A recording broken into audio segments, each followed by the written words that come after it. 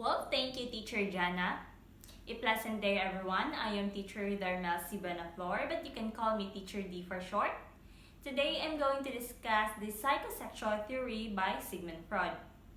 Well, I guess everyone already knows who is Sigmund Freud and his analytic theory since Teacher Jana discussed it a moment ago. So, before I start my discussion, let's play a game first. Let's test your knowledge and memorization on the previous topic.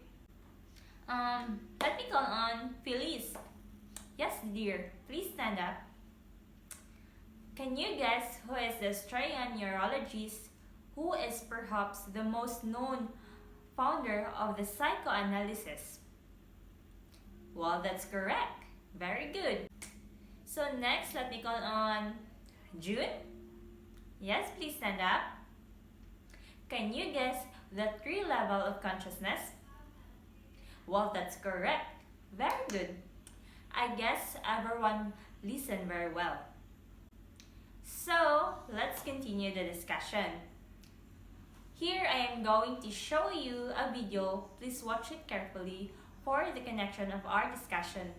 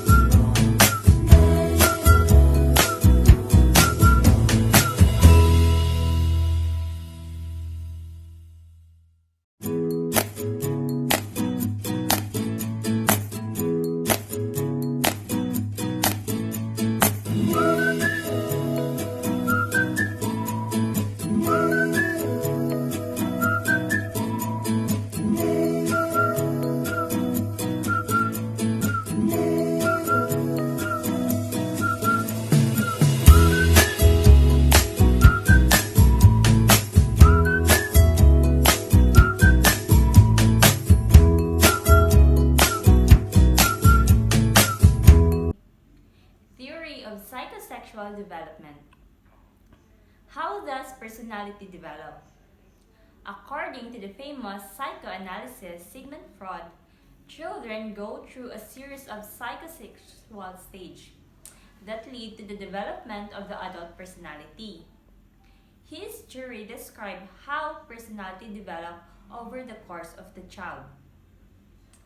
Freud's theory of psychosexual development claims that as we grow up, we passes through the 5 critical phases. Our sex drive, which Freud called as the libido, focuses in a different erogenous zone at each phase. The phases are called the oral, anal, phallic, latency, and the genital.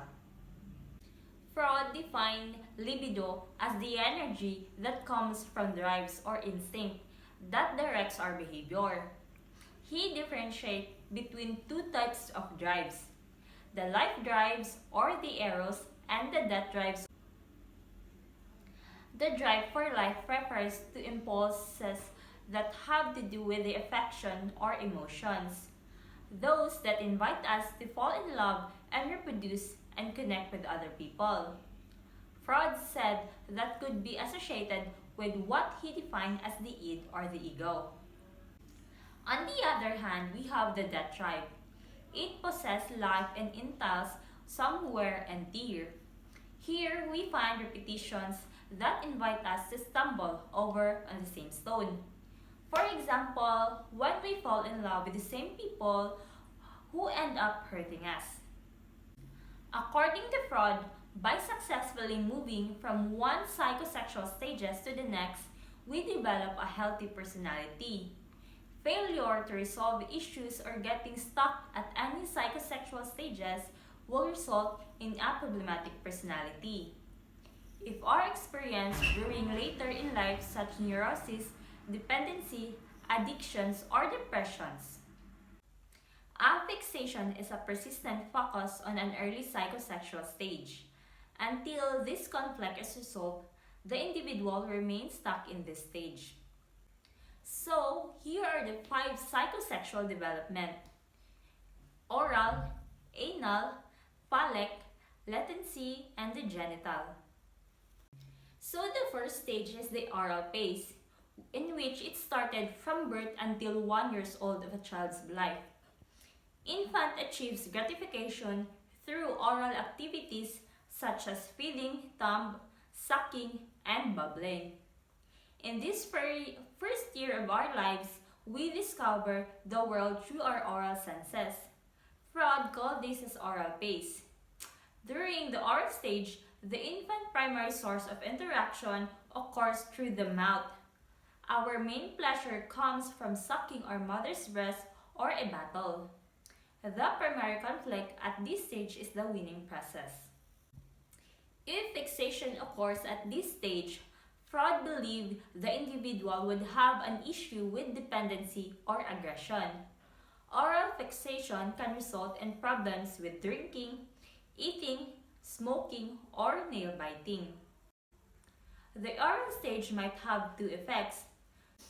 First effect is that neglected child might become psychologically dependent adult continually seeking the oral stimulus denied in infancy, thereby becoming a manipulative person in fulfilling his or her own needs, rather than maturing to independency. This second effect is the overprotected child might resist maturation and return to the dependence upon others in fulfilling his or her needs. Theoretically, oral states of fixation are manifested such as talkativeness, smoking, oral stimulus like chewing or eating objects, and alcoholism. So the second psychosexual stages is the anal phase, in which it started during the first 2 to 3 years of a child's life. The child learned to respond to some of the demands of society such as bowel and bladder control. During the anal stage, Freud believed that the primary focus of the libido was on controlling bladder and the bowel movements. The major conflict at this stage is the toilet training. The child has to learn to control his or her bodily needs. According to Freud, inappropriate parental responses can result in negative outcomes. The negative outcomes are the anal retentive and the anal expulsive. When we say anal retentive, people will always seek order or tidiness. These people are the perfectionist one. While when we say anal expulsive, people are messy and careless. They usually do not showing a great deal of self-control. So the third stages of psychosexual theory is the phallic stage. It started during the third 3 years to 6 years of a child's life. The child learns to realize the differences between males and females and became aware of the sexuality. During the phallic stage, the primary focus of the libido is on the genital. At this stage, children also begin to discover the differences between males and females and became aware of sexuality.